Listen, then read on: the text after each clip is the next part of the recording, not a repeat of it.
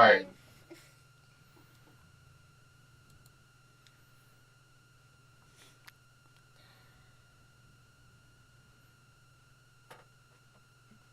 Hey, hey, hey, welcome into another episode of Out of Bounds with your host here, Toddfox. We got a full house for this wild card recap and prediction show for the divisional round. I'm your host again, Toddfox, along with the other host all the way from Ohio, Skull Zone, baby, Carlos. Rick Davis. Mr. Rick Davis. And also we have Big Game James. Say hello to everybody. Hey, everybody out there, and shout out to all the viewers and all the commenters. You know, I've been watching this show for a good while now, and it was great to have the opportunity to come in today.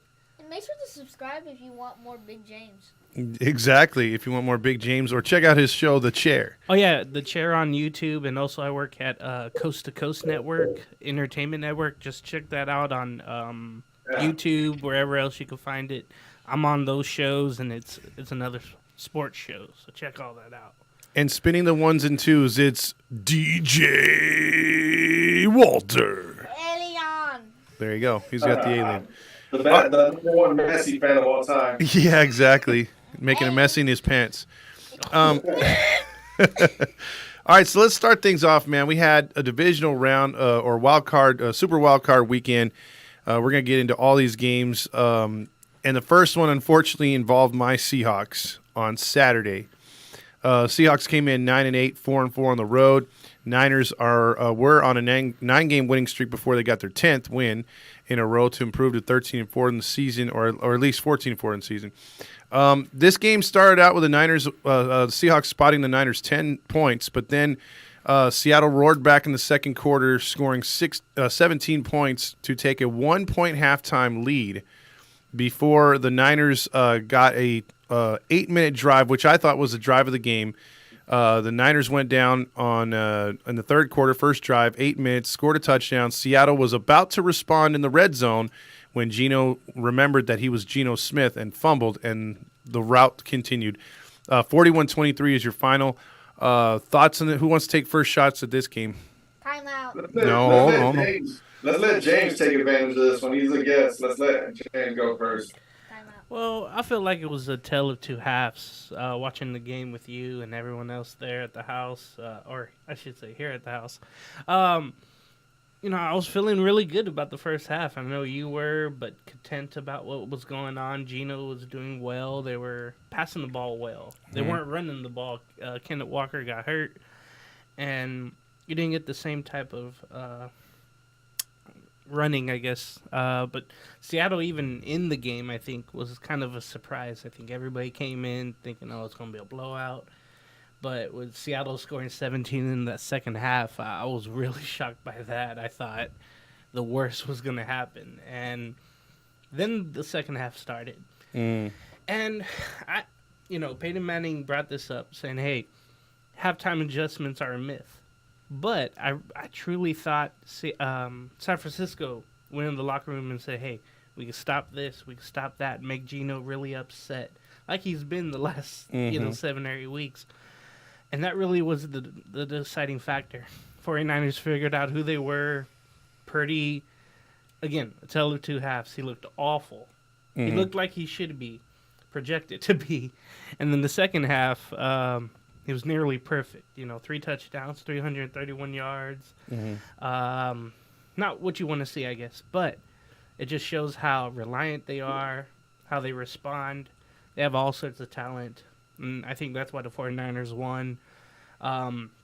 Really quick, it is commendable the way the Seahawks played this season to even get to the playoffs. I think that was a chore, but to even be there. You said 4 wins all year long was going to be the total. And I was thinking about the same. But to get that far and to have the 5th pick from Denver, that's really commendable. So I'll give it to your Seahawks to even make it. That was really good season by them, but I think the team with more talent, more experience, not at the quarterback side, but with the 49ers, kind of expected that. And the result was kind of 41-23 was what you expected, I think. What do you got, Carlos? I thought that the Seahawks did a pretty good job in the first half. 49ers, I don't know what their deal is, but it just seems like in the first half that 49ers always let other teams hang around the first half, kind of a build-out process. They did that the week before against the Cardinals, and then they just ended up slaughtering the Arizona Cardinals in the second half. It was just a reminder that the 49ers are a second-half team. But in the first half, I thought that the Seahawks had a really good chance at winning the game. Geno Smith, it was a complete total. It was like a 180 from first half to second half. You guys had Kenneth Walker going in the first half. DK Metcalf had a great game. I'm surprised nobody else was able to pick up any more yardage over the air. It was just a DK Metcalf show. It was basically Metcalf and Walker versus the 49ers defense, and ultimately in the end, that wasn't good enough. Brock Purdy, he showed a lot of signs of being a rookie. He was throwing some ugly lollipops up there, man. He was throwing some terrible passes out there. There were like 2 or 3 passes where he should have been intercepted, but coulda, woulda, shoulda. The Seahawks just couldn't capitalize on it, and they hung around as much as they possibly could. But we see the difference between a number 2 seed, which should really be a number 1 seed, versus the number 7 seed. So, hats off, like James said, about the Seahawks getting that far, making this up playoffs. But with all that aside, the 7th seed has gone 0-6 since it joined the playoffs. Since they started the 7th seed, I think the 7th seed is 0-6 in playoff history. And it's only been around for like 3 years, I want to say. Yeah, to me, it's a wrong thing. I don't want to get into NBA territory where it seems like you start the season, you're in the playoffs. I really think that there's something about the NFL and baseball as well where you have to earn it to get in. And I don't like the fact that they're allowing another team to get in. And my Seahawks were the beneficiary of it. I felt down the stretch they didn't play as well as they should have. They went 0-4 against the worst division in football. They shouldn't have been in the postseason. However, they still played hard. I still give them credit. But in that game, to me, it came down to Purdy made one play where it's basically when you play someone in Madden and they run the same play over and over and you can't stop it for whatever reason. They kept rolling Purdy to the left, and then they'd have a receiver drag deep, and then one come underneath like Ayuk or Samuel, and then he was wide open in mid-range, 15 to 20 yards down the field. That pass killed the Seahawks. I think if they were able to stop that play, this game is completely different. And, yes, Purdy threw some bad balls up there. Kenneth Walker didn't play good in the second half, and the offensive line in general didn't play good. And one thing I'll say all year, whether we keep him or not, this is a very, very big red flag for me as a Seahawks fan going forward. Geno Smith can't audible out of or read a blitz. He, it seems like I saw him twice against the Niners audible into a run that ran right into the teeth of the defense, number one. And then number two, when the Niners were coming with a blitz, he didn't call a hot read or a streak or anything else like that, or a slant, something that he can get rid of the ball fast. He just stood in the pocket and took a sack. So that, to me, his awareness is really bad. And if he's gained so much in all of his other aspects of his career, or as far as his the way he could do things and his attributes, he's gone up in all the consistent fundamentals.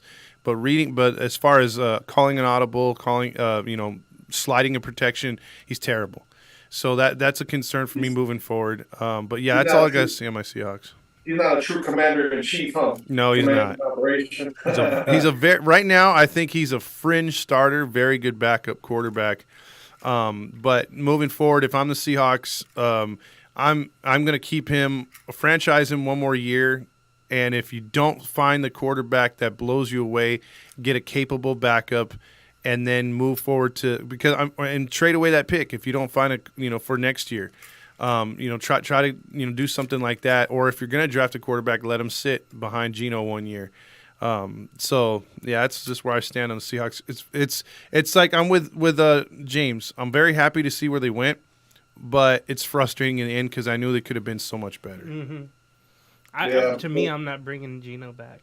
I'm just not even going to deal with it. The way half of that season went, the last of the season, I'm like, I can't trust him going forward. He's getting older. Yep. He's not as reliable. Yep. That first 6 weeks, everybody was loving it. And then I think defense has kind of caught on what he was doing. And you mentioned the audibles, and you saw that right away in you always said he's always the one who calls timeouts early. Yeah, he wastes so many timeouts because he spends too much time too in the huddle. He takes way too long in the huddle, dude. He's not a fast quarterback. So, any other thoughts on this game? Other than I took an L on that one and you took a dub on that one, no. So you're 1-0 against. Yeah, you got a 1 win and I got a loss on that one. So you're up on me on that one. This is 1 week, Carlos, where I wish you were so right on that pick. Man, it looked so promising though, man. That first half, I think you guys got away from it. It seems like once that fumble happened, it was like basically completely over. That fumble. I think that's when the momentum changed. I see James is in agreement. He's agreeing. Well, yeah. You look at it too. I mean, just on talent alone, the Niners blow away the Seahawks in most positions. I'm talking about like 90% of the positions. So it's pretty crazy. But yeah. All right. What were you gonna say, Walter?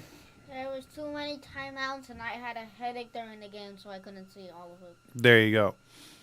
All right, so this will move us on to the next game right here. And look, there's certain teams, like we talked about on this show before, like when we talk about the Chicago Bears in your division, Carlos, they're always known for the same bullshit every year. They never draft a good enough quarterback. They draft a quarterback. They never draft a running back since Walter Payton. They never have a receiver. They always seem to just go defense, defense, defense, defense, defense. And it's the same thing over and over. With the Chargers, it's playoff chokes, playoff chokes, playoff chokes, playoff chokes, with the exception of the 95 Super Bowl that they went to, or 94. The Chargers had just been a joke no matter what their record is, and it's sad. I mean, I'd like for them to succeed, but they don't. And granted, on Saturday night, all of America in the world thought that game was over. 27-0 and 3 interceptions to Asante Samuel. I mean, just it should have been like, hey, Chargers are going to come, they got a date with the Bengals or whatever, or I forget who they were going to match up with, or even the Chiefs. But somehow, some way, the WNBA superstar brought them all the way back, and they scored only 3 points in the second half. I mean, guys, who wants to take first shot at this game? This was crazy. Complete 180 of Trevor Lawrence. He had 50, let's just call it what it is. He had 50 pass attempts in a game. He completed about half of that. So it just goes to show you he was just basically a dud in the first half. He threw 4 interceptions for, like you said, 3 interceptions to Asante Samuel Jr. I thought the game was over, honestly. I stopped paying attention. I was just sitting here in my own little world. I was on my phone. I was sitting here thinking about this, thinking about that, thinking about, what am I going to do after this game? I was just sitting here, but I was like, you know what, man? But I kept the game on, and I was like, I'm going to be honest with you. I stopped paying attention to it. And then next thing you know, I look up, and then they're tied, and I'm like, what in the world? They're the Jacksonville Jaguars are about to take the lead and all that. I'm like, I can't believe what I just saw. And then I started thinking, I was like, man, is this game thrown? Or the Chargers just like that cursed? Or is it rigged? I couldn't figure it out. I was like, it just didn't make sense. I was more mad at the Chargers for giving up that lead. I was like, how do you go? I think that was worse than the Colts and the Vikings midseason or however, like about a month ago. That one, because it was in the playoffs. And everybody was picking, a lot of people were picking the Chargers. I picked the Jaguars because they were playing pretty good. They were playing pretty good down the stretch, and they should have won a lot more games than they did in the regular season. Trevor Lawrence, it looks like he's up and coming. But, man, I think that their flames are about to get turned off this upcoming weekend when they go up and play against the Kansas City Chiefs. I don't know. I know we're going to get into the predictions part of the show here in a little bit, but, yeah, I mean, it's basically I feel like the Chargers and the Vikings are just cursed, bro. I just think that the Vikings and the Chargers are just cursed in the playoffs. Man, what do you got in this one, James? Man, you could take the Chargers out of San Diego, put them in Inglewood. It doesn't matter. They do what they do. I watched that for years. And the way that the game went, it kind of reminded me of when the Raiders have a big lead in the first half. Mm-hmm. They just go conservative. They run the ball. They don't get first downs. They let the other team back in, and the other team wins. It's as simple as that. And it shows something with Trevor Lawrence, the ability to bounce back. Whatever he did at halftime, whatever they told him, where he went out to throw 4 touchdowns to 4 different people on the Jaguars, that was really good. ETN had a big run at the end there. But to get touchdowns to all 4 of the receivers that they used. That was really impressive, and that's what Lawrence has been doing.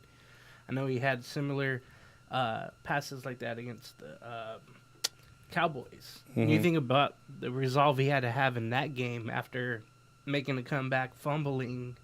Dallas did what the Chargers did and let the Jaguars win in overtime in that one. But man, it's funny though, because I left your house at just before halftime. Mm-hmm. I'm like, dude, there's no way they're coming back. I go to my brother's friend's house. And all of a sudden, it's a game. Yeah. Like, what? It was so amazing in that way, but it just shows you, like, the Chargers. Nothing really changes. And what they really missed, though, was not having Mike Williams. Yeah. He played in that meaningless Week 18 game in Denver. Yep. Hurt his back, lifted off. He wouldn't have been ready for this week anyway. But I think that would have made a difference. Herbert would have threw the ball more. They just stopped playing, honestly. The Chargers did. They felt like, oh, well, we have a big enough lead. And it was just like PTSD to me because I know the Raiders have done that for years. Mm-hmm. With Carr, they lay down in the second half. And you have to have like a 42-point lead, not a 27-point lead like the Chargers did. So it's really, it's them. And I know they fired the offensive coordinator, Joe Lombardi, Mm-hmm. but I felt like Staley should have got fired. I And agree. he was already on the hot seat. If he didn't make the playoffs, he would have been fired. But when you have a game like this, and I hate to trigger, Bronco fans, but it's like they fired Hackett. They didn't let him finish the season after embarrassing himself and the team on Christmas. That should happen here with Staley. I was kind of shocked that they brought him back, and they better have a different game plan. They hold Herbert back so much in the game plan, and that killed him in this game. I agree. Walter, you have anything on this? The fact how the Chargers had a lead and then gave it up and then did something so stupid. Because I was going for the Jaguars. I said they were going to easily beat the Chargers. Once they saw that they were losing, I was like, oh, it's over. They came back in the dumbest way to ever be seen. And my uncle, Jorge, must be really mad because he was going for the Chargers. Yeah, he's a Charger fan. Look, in this game when they were 27, like we had the TV on in the background, and I was being a casual fan. We were having dinner, Carlos, and and so like when it was 27-14, and I started to pay attention to it, and the Chargers went down the field, and I thought this was a key in the game. The Chargers got in the red zone. I thought, oh, man, dude, they put another touchdown up here. It's 34-14. It changes the dynamic of the game. Yeah, 4 points doesn't seem like a lot, but then now you're down 20 again. I think that would stab the Jags in the back, really, and that'd be it. However, they held the Chargers to a field goal, and now that gives the Jags a feeling of, hey, man, we've already scored 14. We get another touchdown at a 2-point conversion. This is a game. And they went down there and they scored right away. They didn't get the 2-point, but they kept playing. And the Chargers just never, made the right plays after that. I think the Jags had all the momentum. And it was crazy to see them come back because I remember watching the Bills and Oilers, and I remember that game was completely crazy because, they scored 32 to tie it in the second half and then win in overtime. But that took a Herculean-type effort from the defense to get that job done in a crazy offense.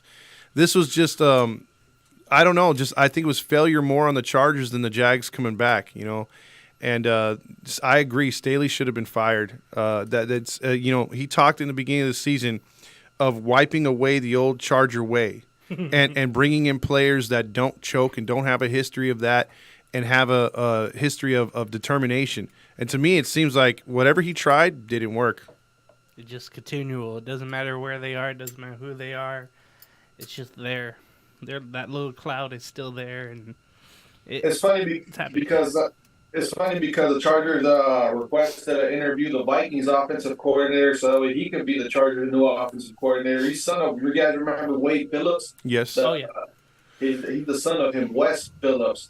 and he declined the offer. And he wants to stay in Minnesota, so he didn't want to take that job. So he didn't want to go from one cursed team to another cursed team. He just wants to be in Minnesota, where it's Minnesota nice. I don't know if you guys have heard about the Minnesota nice. No, I never heard of that. Everybody is extremely nice and friendly. Oh my gosh, I've heard that in other cities. Kirk Cousins is loving it up there because it's a really nice place to live in. we'll get to your boy in a second.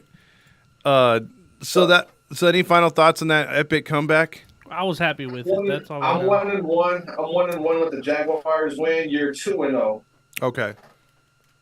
James, I don't know if you kept track of your. No, I was 2-0. 2-0. All right. So I'm the trailblazer. I'm behind. There you go. Don't worry, Carlos. You'll catch up. I don't know about that. We'll see who James picked on the Vikings and Giants game. I think that's going to be the sealer right there. Minnesota. Well, let's move on to the Miami Dolphins facing the Buffalo Bills. Miami came in there with Skylar Thompson starting. As we know, Tua had a concussion from having a concussion, so he's out. And then we also had the broken fingers by Teddy Two Gloves. So that was, this was supposed to be a blowout. And the Bills were at home. And it started out nicely for them. They were spotted 14 right away, but then Miami struck back with 17. And then it was a game at halftime. It was 20-17. The Bills scored 14 in the third quarter, but nothing in the fourth quarter. Miami made it very close. And if it wasn't for a couple questionable calls, the Bills might have had this one. This was kind of a controversial game. What do you guys think about it? Who wants to take first shot? The Bills winning 34-31 at home. Well, since James took the first crack, I took the second crack. Let's let Todd take the third crack. Okay. I get sloppy thirds. Go for it. Yes, sir. Okay. Go for it, Carlos. Yo, you want me to go? Okay. No, I thought you were going to go first on this one. Me go first. Oh, my bad. Yeah, okay. Well, in this game, I thought the Bills played a resounding, had a good start, but I think one of their woes that came back in this game to kind of haunt them was the fact that they're not able to run the ball outside of Josh Allen. They don't have a true running back out there. I thought, man, by the trade deadline, if this team would have landed Christian McCaffrey somehow, they would not have lost a game down the stretch. They probably would have went to the Super Bowl hands down. They needed a running back, and they just don't have one to complement that good wide receiving core, Knox at tight end and Josh Allen at quarterback. And then the Bills' defense was a little lackluster in this game. They gave up a lot of yards. The Dolphins were able to do some things that surprised me. But all in all, man, I thought it was a really good effort for a team that doesn't really respond to their coach all that well. I think the coach for the Dolphins made a lot of mistakes in this game, as he's done all year. Had they not made the playoffs, he would have been fired. He's not a great coach, and they wasted some timeouts early again, and some questionable coaching decisions down the stretch in that final few minutes of the game. So, all in all, I think the Bills, had they been playing a competent-led team, I think they would have lost this game. Well, for me, one glaring hole that stands out is Jalen Waddle. Jalen Waddle dropped like 4 or 5. To me, it seems like he dropped everything. He caught like maybe 1 or 2 passes. He was dropping everything. Mm-hmm. But did the cold really affect him? It looked like he even got injured a little bit. But it doesn't make sense. I mean, it's going to be cold. It's Buffalo. You're supposed to be mentally prepared for that. Tyreek Hill did all he possibly could. Skylar Thompson had a pretty good game. Considering he was a third stringer, and that Miami quarterback situation is basically like a wheel, spin the wheel or whatever, a carousel or whatever it's called. You just don't know who's going to be the quarterback from week to week. I think that the Dolphins are in pretty good hands going forward. They can run the ball, they can pass the ball as long as they stay healthy. Keep in mind they were like 8-4 at one point in the season, or 8. Yeah, 8-4. Yeah, they were 8-4, and then they went on that West Coast trip, and they lost like 5 in a row after that, and including the playoffs. Like, it was just a mess the way they ended up the season, and a lot of that has to do because of the quarterback situation. But I'm with you on that one side. I think maybe do you think if Tua Tagovailoa played this game healthy, do you think the Dolphins would have beaten the Bills? I think so. What about you, James? I don't know. I remember their week 16 matchup, and that was a really good one in the snow in the fourth quarter. That game came down to a field goal. Mm-hmm. And this game was, clear and cold, but it would have been a toss-up, I think, for me. This one was a field goal too, James. It was 31-34. It's crazy that the Dolphins were that close. They were getting beat, like Todd said, in first half, and then they just, I want to say the second quarter, actually. Second quarter, yeah, right before halftime.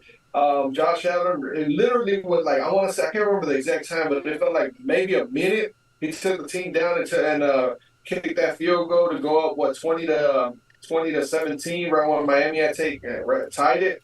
And then it was back and forth after that. So, I mean, the Dolphins are a good team. I don't know. I don't know what else I can say.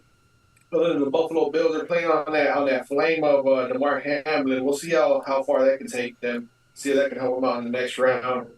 James, you got anything? Well, you got to give a shout out to Diggs and Davis of the receiving corps. They had Diggs had 114 yards receiving. Davis had one less. So that tells you how much they were important with Allen. The rushing game wasn't as good for, it was better for the Bills than it was the Dolphins. That was the big factor. But as you mentioned, Carlos, shout out to Skylar Thompson being put in a impossible situation. Yep.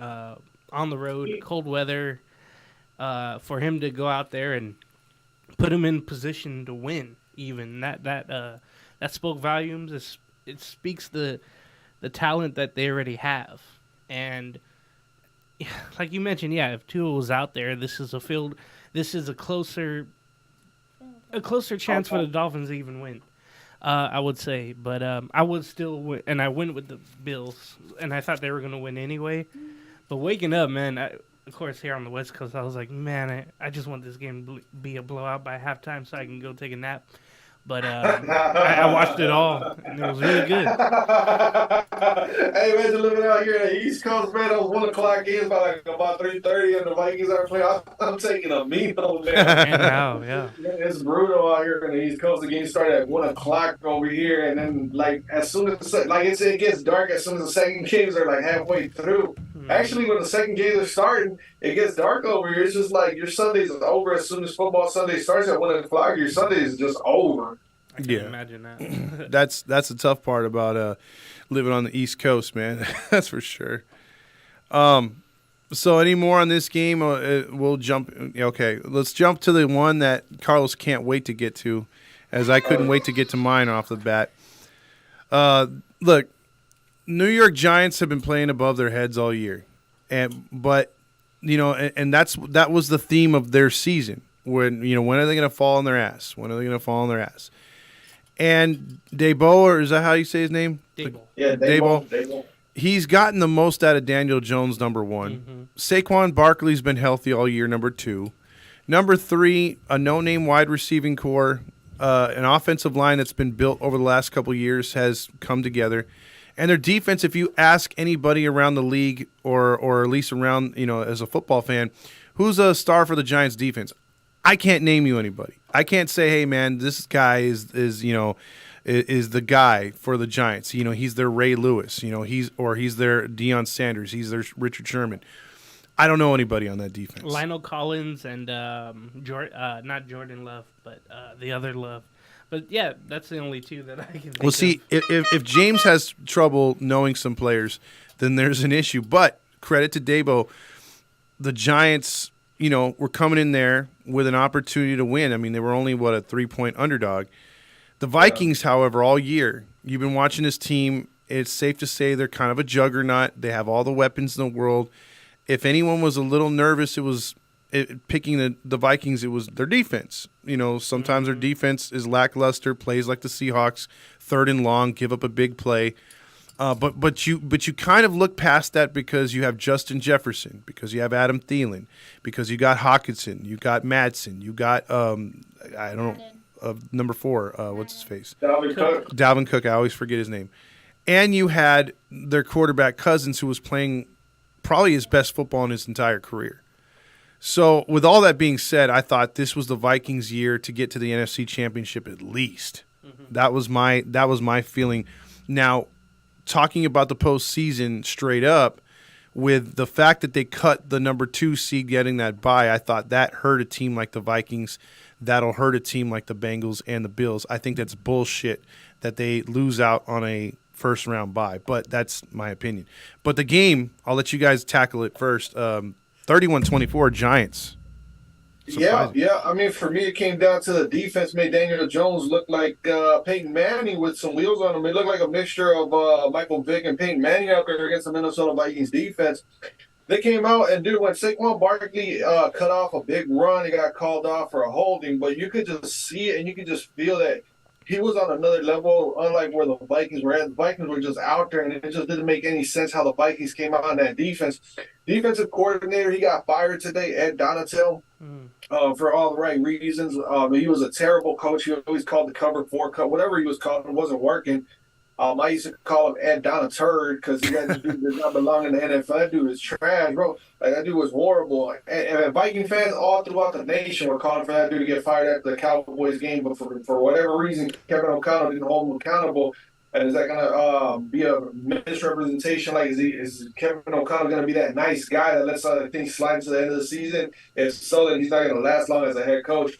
But yeah, man, the like you said, you basically broke it down. Unknown wide receivers had a field day. There was no defense. The Minnesota Vikings had no defense. And Ed Donatel, he came out and he said during the week, he said, you guys are going to love the way this defense performs this week. It was the worst performance of the entire playoff, the entire year. So I was just sitting there, I was thinking, I was like, all right, we're going to come out and blitz. We're going to do this. And when they did start blitzing a little bit, they started getting sacks. They started getting pressure on Daniel Jones, and they made him work a little. But then what does he do? He's like, we're getting too much pressure. We don't want to get called for penalties. Let's drop them back in quarters on prevent defense. We're having giving up yards. I don't know what the deal was, but the New York Giants, and then 4th and 8. How can you forget about 4th and 8 too? When everybody was running deep routes, and then T.J. Hawkinson runs a chip block, and he runs to the outside. How does Kirk Cousins throw that? For one, why is T.J. Hawkinson going out to chip block a guy that's playing man coverage? He should have just ran a straight out route. Yeah. But he went out and he ran a chip block, and then Kirk Cousins throws it to him because he's got a man all in his face, and that's how the season ends right there, man. At home. I mean, a check down is the worst way to lose your season, man. I got to ask you guys from afar, what do you guys see? Because I know what I see in Kirk Cousins. He's a regular season quarterback that can't get it done when it matters most. And for about 10 years, he's been an NFL quarterback, and he has one playoff win. And you can really counter that with Kyle Rudolph pushed off against the New Orleans Saints in New Orleans. And outside of that, he hasn't done anything in his NFL career outside of piling up a whole bunch of yards. And I call him Phillip Rivers 2.0. Look, I don't really think he's a Phillip Rivers because Phillip Rivers won some playoff games. He brought you back in games. Kirk Cousins, outside of that Colts game, can you name other games where you said, man, Kirk Cousins brought us all the way back? No. Because that's what I would say about Matt Hasselbeck. A lot of Seahawks fans will be like, man, Matt Hasselbeck was a great quarterback. I was like, man, he's a good game manager. He'll hold the lead for you. But if you're asking him to bring you back from 10 or more points, it's not going to happen. And I think that's the knock I always had on him. And they're like, well, yeah, but he got you to the Super Bowl. I'm like, yeah, he had a record-breaking year from Sean Alexander. He had the 2, Hall of Fame offensive line. The defense was really up and coming. He had great receivers. I think Hasselbeck got there because he was a good system quarterback. I think Cousins for the Vikings is a good system quarterback. But if you need him to step up and make those big throws and make big plays, I don't think he's got it in him, man. Go ahead. Go ahead, James. Credit to Daniel Jones. All this season long, I think Dable has kind of lit a fire under him and whoever else needed it. And that no-name defense really did well. I think they keyed in on Jefferson. That's why he didn't have a good game at all. When you think about it, Hawkinson had the most yardage. Jefferson only had 7 receptions for 47 yards. So it seemed like what they were doing all game long, not only did they have a man on him, but they had a safety come over for help and to defend Jefferson if the ball got to him.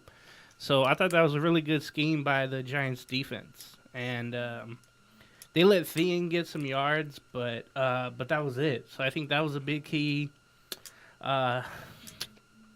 Jones ran kind of well. Barkley ran for 2 touchdowns. But, that last play, and I know Carlos talked about it and I talked about it. And I know John Madden always said, why would you call for a play short of the first down. Mm-hmm. That's what always bugs me. And then when I saw the last play and I saw the graphic of it, not graphic, but the sheet of it, the outside of it. They called it the all 22, basically where you see the whole entire That's play. it, yeah. I saw another safety gonna come over, even if Hawkinson shed the first tackler. Yeah. The other guy was gonna be there to prevent him from getting the first down. Yeah.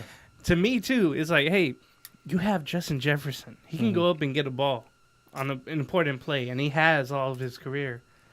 Go to him. Yeah. And that's what I'm saying.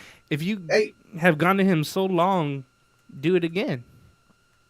When I watched this video on Facebook, it was Kurt Warner. They said it was Kurt Warner. It didn't sound like Kurt Warner, but somebody with the quarterback was breaking down the play literally for 5 minutes, everything that happened in that play.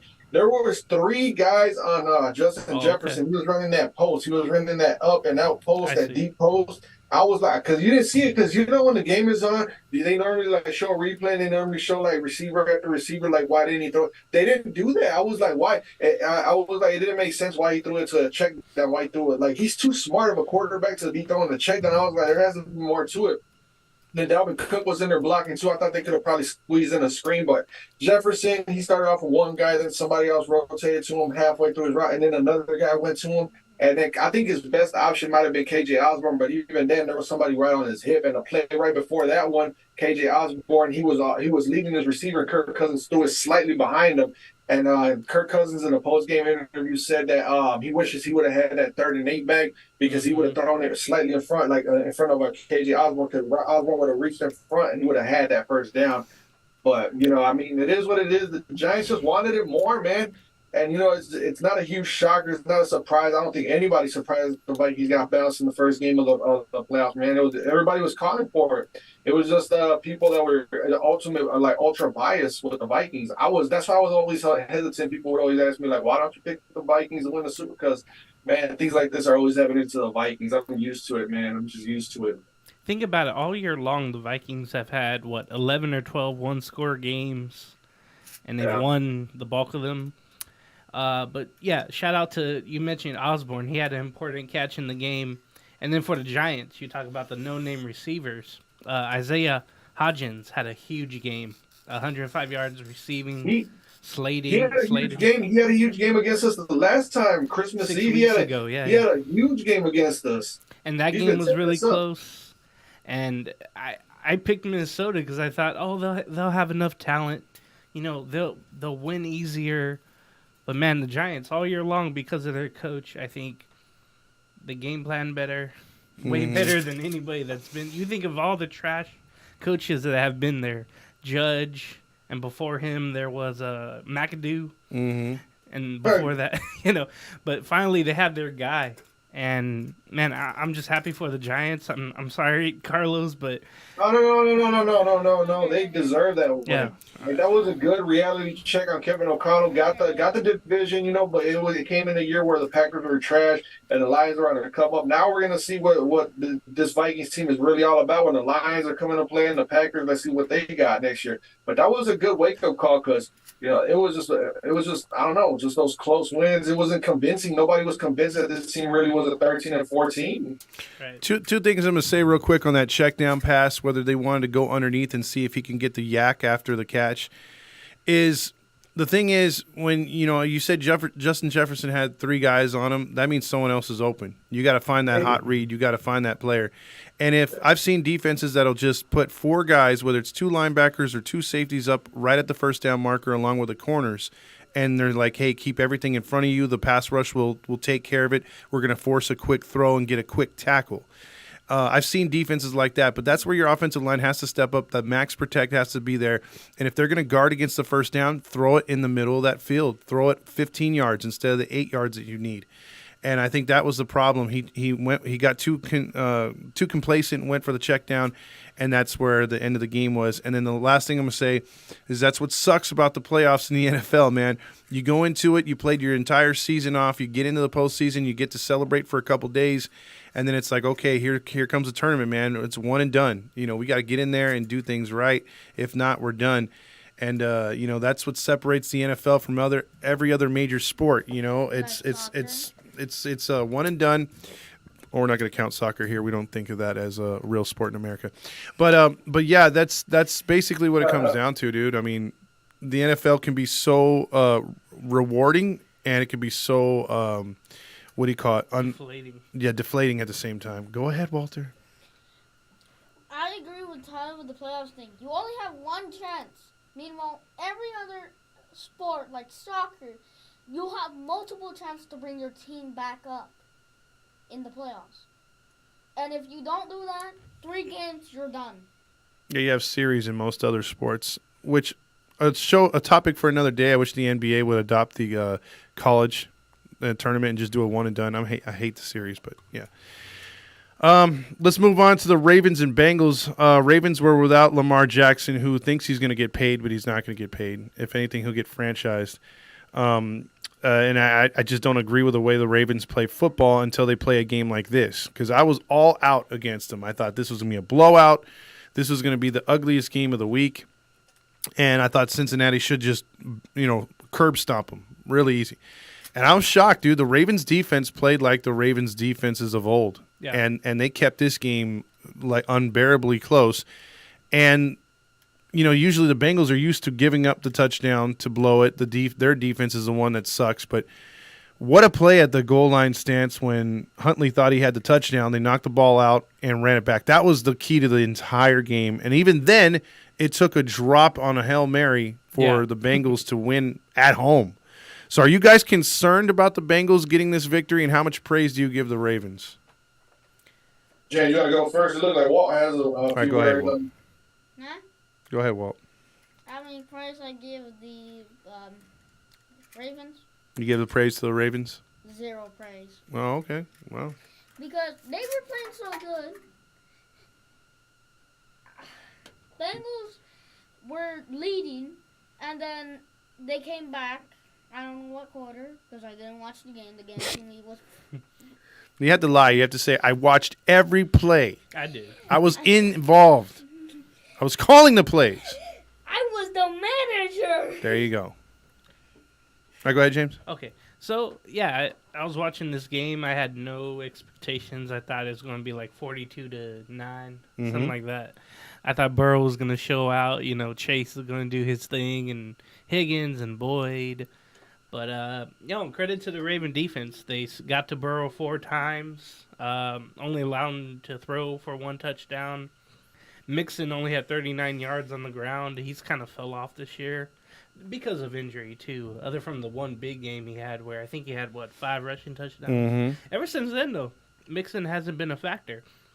And then you got to give Tyler Huntley some credit there to even play in this game, to throw 29 times, to throw for 2 touchdowns. I think that was a big help there. J.K. Dobbins had a good rushing game, sort of. Mark Andrews, you weren't expecting much out of him. But yeah, for the Raven defense to only allow Chase 84 yards receiving and 1 touchdown, that was really good. Hayden Hurst was the second guy in line there. But yeah, credit to the Raven defense. They showed up and they had no business in this game. No, they didn't. The thing is, too, I'm hoping the way that it ended, though. Let me go back to that. The way that it ended, it was so unexpected. I thought, I'm just going to converse with my family for a while, and I'll tune in back and forth, but it'll be a blowout. But I was intrigued the whole game, and I was really shocked by that. I hope Calais Campbell doesn't retire on this, but he might. And he's been around forever. He's been Absolutely Man of the Year award. He's had a great career, and I'm just wondering if he'll retire. Marcus Peters seemed like he costed the defense some plays there. Hot hit. Yeah, but you could tell on defense they have some really great players. What's going to hurt Cincinnati now, their left tackle is going to be out for this week. He got hurt in this game. I'm lost on the name, but that's going to be a big factor. And their offensive line already sucks. So yeah, and they lost a couple of others too. So losing their left tackle, that's going to hurt Burrow, and you're going to see that in the preview of the Buffalo game. But credit to the Ravens for even showing up and playing like that, and we'll see what the Bengals have left next week. All right, go ahead, Carlos. I thought that the Bengals played down to their competition. This was a classic divisional game. But I kind of expected it, seeing how every other game played out. Everything was close except that Niners Seahawks game. And I was like, you know what? I'm expecting a close game, and it's exactly what we got. If it wasn't for that fumble, who knows? The Ravens might have upset the Cincinnati Bengals. That would have been the shock of the year right there because it was without Lamar Jackson. And I don't know if you guys touched on it, but do you guys think that Lamar Jackson has had enough of the Baltimore Ravens and he wants out? Because I feel like he could have played. He's been out for like what, a month and a half, 2 months, or whatever the case may be. He missed like almost 20 practices in a row. And then one of the players came out and said that if Lamar Jackson were playing, the Ravens would have won. Oh, yeah. I'm wondering what you guys think about that. And I think that the Ravens played a pretty good game, man. They played like James or your child. One of you said that the Ravens defense. I'm thinking it was you, James, that said that the Ravens got really good defense. Covered it really good, James. Like you covered it beautifully, man. But Jamar Chase had a pretty decent game. He had a touchdown, and like you guys, I'm with you guys. Let's see what the Bengals got left in the tank because they got a tough challenge going into Buffalo. Yeah, I think I think what it comes down to too is in this game. Yeah, if you saw. For me, one thing I forgot to touch on with the Ravens before I answer your Lamar Jackson question. The one thing I saw in this game that disappointed me was that fourth quarter drive inside 2 minutes. I thought that was some of the worst game clock management I've seen in a long time. They kept running the clock, and when they didn't have to. So when it came down to third and fourth down after a penalty, and they're sitting back 20 yards, they were no longer able to go down there and get inside the 10-yard line. They had to start chucking it to the end zone. They were running out of time. They were inside 20 seconds. So, and as far as Lamar Jackson's concerned, I think this is a wake-up call to other teams in the league to where he falls back to the Ravens because I just don't like – I'm concerned for a guy like Josh Allen too and Daniel Jones. If you keep running these quarterbacks into offensive lines and they're taking big hits, let's just take it for what it is. Lamar Jackson's been taking big hits. I said in a video earlier on a short for our page, shout out to the page, Out of Bounds.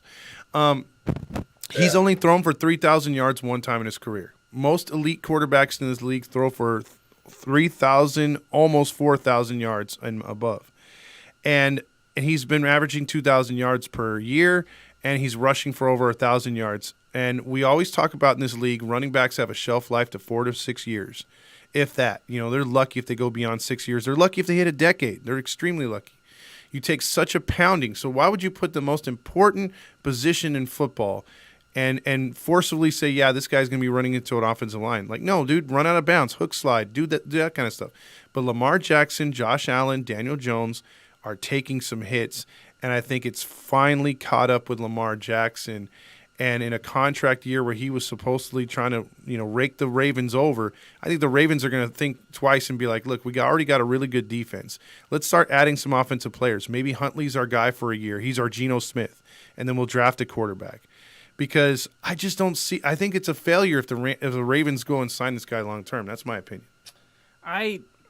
You would want him to stay with Baltimore, but I'm with you. And I think you're the only person that wants the Ravens not to keep him. Yeah. Everybody else is pay him. I've seen your light, though. I've seen the way you go. Because you're saying, hey, you're paying someone who really hasn't shown anything, and especially in the playoff. Has he won you a game with his arm? Like, I've seen him, like, he'll go off once or twice a year, throw for like 400 yards and 4 touchdowns. But has he brought you back in a game? Has he won a game because of his arm in the playoffs? Most of it's been running. Yeah. He did against the Vikings last year.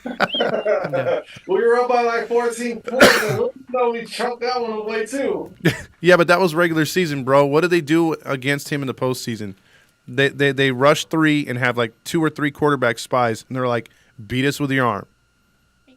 Yeah, you got a point. Yeah, So, it took them a while to finally get it going and get a playoff win, but superior talent is gonna overwhelm the Baltimore Ravens. And a lot of it has to do with like why don't the Ravens bring in like When was the last time the Ravens had a true number one wide receiver? Like I can't Steve think. Smith. Like I'm with you on that one time. Like Lamar hasn't done much of anything when it actually mattered. But man, who does he got out there? Even his running backs are mid tier. Like J.K. Dobbins and I can't name anybody out. Like before J.K. Dobbins, who was the running back before that? Was it Latavius Murray? I Yeah. can't Hmm. think of it, man. Like They the spend a Ravens. lot on their defense, bro. Again, they're like the Bears. Their budget mostly goes to that defense, and then the leftovers go to Lamar and the offense.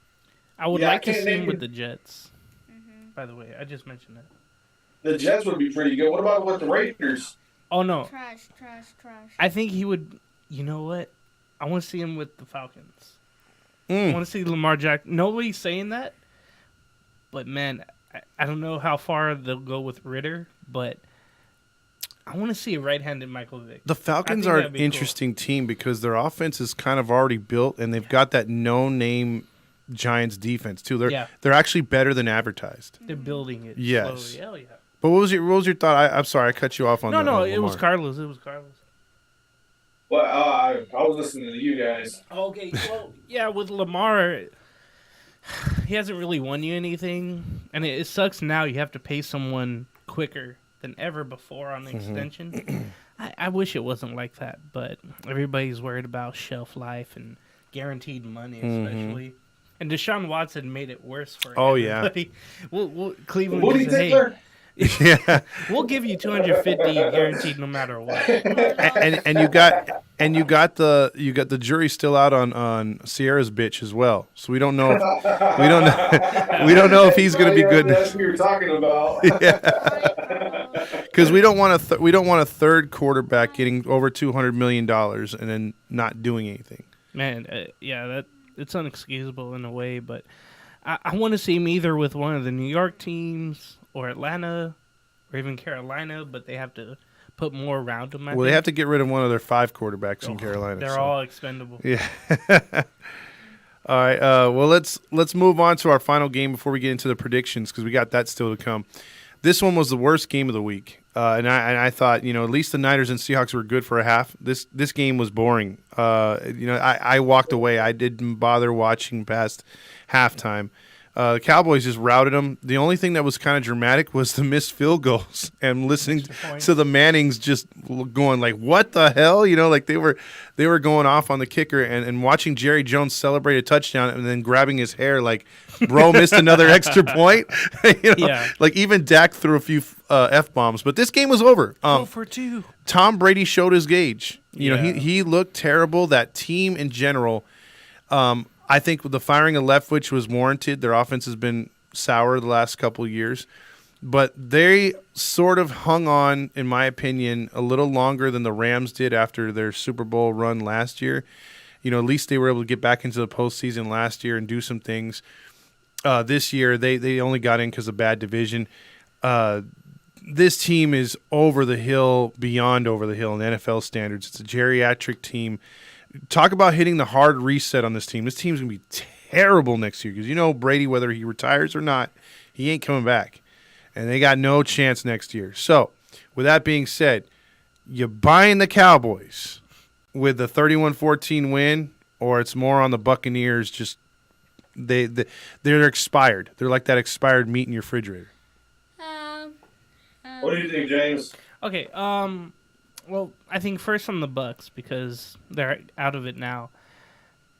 I feel like Tom Brady should retire. I think I mentioned it on social media, but he looked done. He looked done the whole season.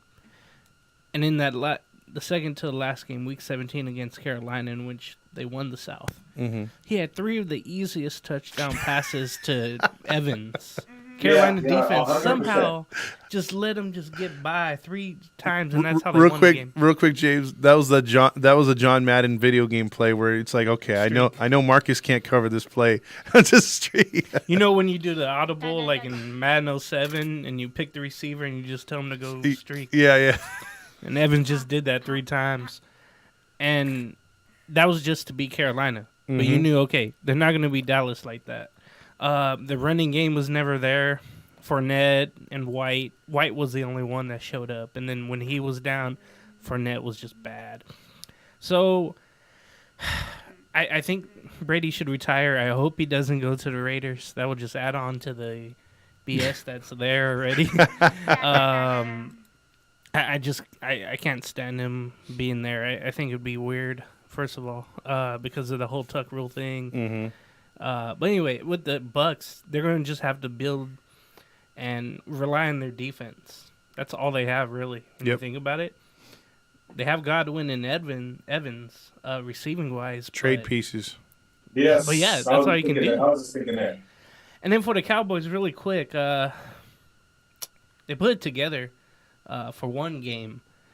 But now, I hope they kind of game plan from what worked in the first half with Seattle against the 49ers. And somehow they can bring it into this game here. I don't want to buy the Cowboys. I was hoping for this matchup, though, with Dallas and San Francisco. I don't buy them just yet. They would have to beat the 49ers, and then I'm saying Super Bowl for the Cowboys. Bye. What you got, Carlos? I'm slightly buying the Dallas Cowboys, but like if you were to ask me percentage wise, I'm buying them from a 1 to 10. I buy them about like a 5. I'm 50% sold on them. That had to do with the Buccaneers. Their defense played like they made the Minnesota Vikings defense look pretty good against the Giants. They just look slow. They look like they were mentally checked out. I think they accidentally bumped into the playoffs. Like that's a definition of accidentally making the playoffs because Dallas they were ready for the playoffs. The Buccaneers they backed their way into the playoffs. Nothing really to say about that. I was hoping that the Buccaneers would pull through because I was hoping to see the Bucks and the Eagles in the rematch from last year because the Buccaneers blew out the Eagles last year in the wild card. I was hoping to see the rematch, see if the Eagles could get them back for that, but it didn't happen. Now we're going to see the Cowboys versus the 49ers. Dude, you want to talk about like historic? That's probably like they're saying that the Bears and the Packers are like the oldest rivalry in all of sports. I'm going with this game, this one right here, the Cowboys and the Niners, as the most exciting, most intriguing, most entertaining rivalry in all of sports. Because you got to watch the games that they had in the late '80s or early '90s. Steve Young and them going back and forth. That's when people really started getting to the NFL. The NFL was getting popular with celebrations and things like that. You had better play.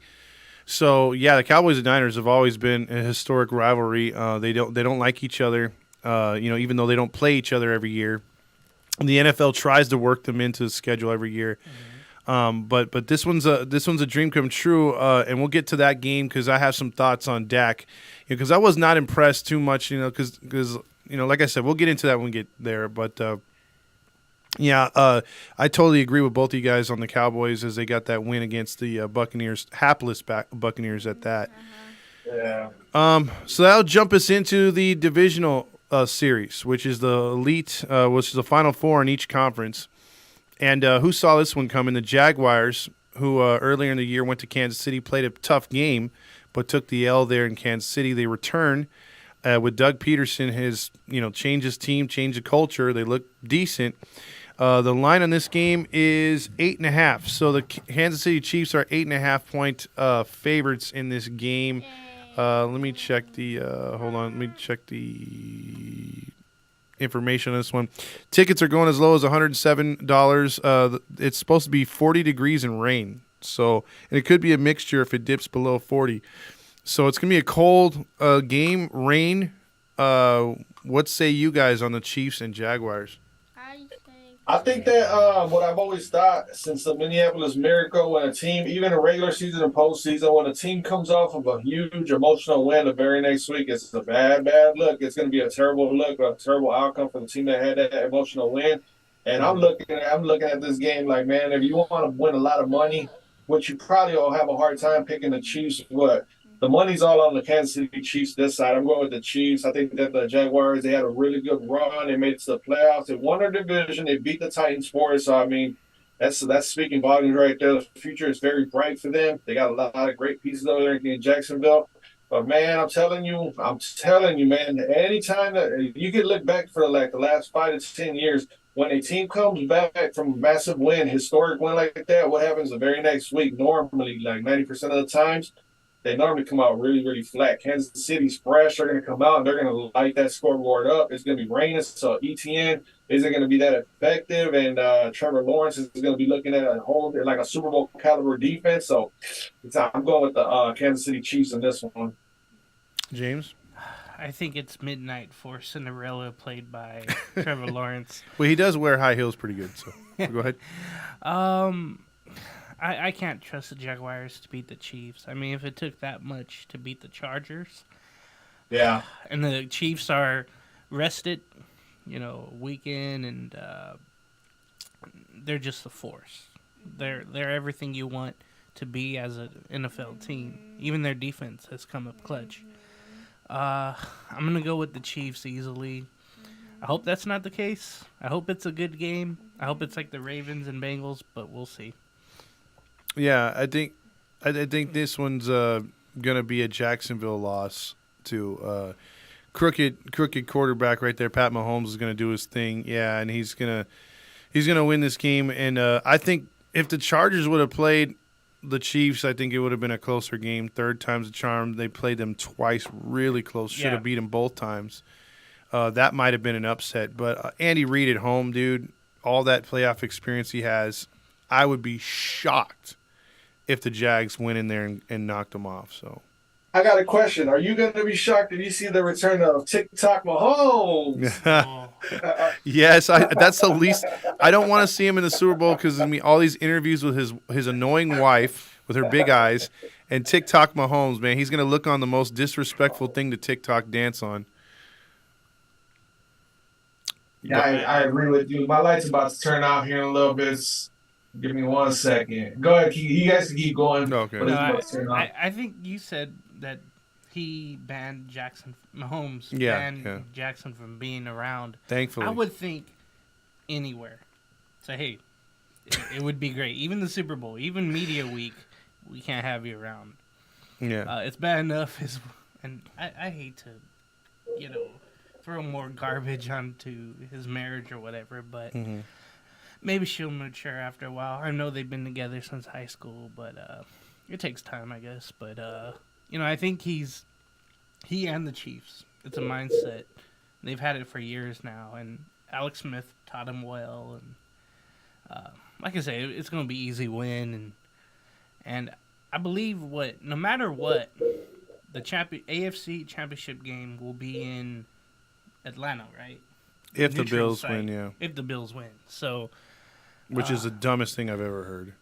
Yeah, they tried to make it fair with the Bengals, but they didn't. Screwed them in any way possible. Yeah, it's not fair either way. Yeah. All right, so we all in agreement that the Chiefs should win this game against Jacksonville. You got anything, Walter? Make it fast. No, you don't. Okay, next game. You already chose for me. We're going to go to the Eagles hosting the Giants. And what I think this comes down to, I think this what this one comes down to is, do the Eagles have enough having that first round bye? As they sputtered a little bit down the stretch due to injuries or whatever, are they a team that still scares you, or are the Giants coming in red hot with nothing to lose, the team to beat? Tickets going as low as $219. Just $219. Just $219 to sit on the roof up there in Philly. And the 7-point underdogs are the Giants, 7.5, 44 degrees and clear. So weather should not be a factor for both East Coast teams. This one's going to be very intriguing, I must say. They split during the regular season. What do you guys got? You want me to go first, or? I can real quick, because I was thinking that, it's another divisional game. They face each other the third time. The Eagles, with Jalen Hurts being out, 4 weeks now, and he's coming back this week, he's going to be rusty. And you're going to see that right away. You're going to hear the boos and all that. It would be great if the Giants capitalize on some turnovers, especially for scores, right away. That would help them. And then whenever adjustments are made for the Eagles' offense, hopefully they score enough. I'm still going to go with the Eagles, just trusting who they have. But their defense has kind of been bad as of late. They did get the 1 week off. I think that'll help them. It'll get into whatever they did in the regular season. And hopefully that translates to this game. I would feel great if the Giants won.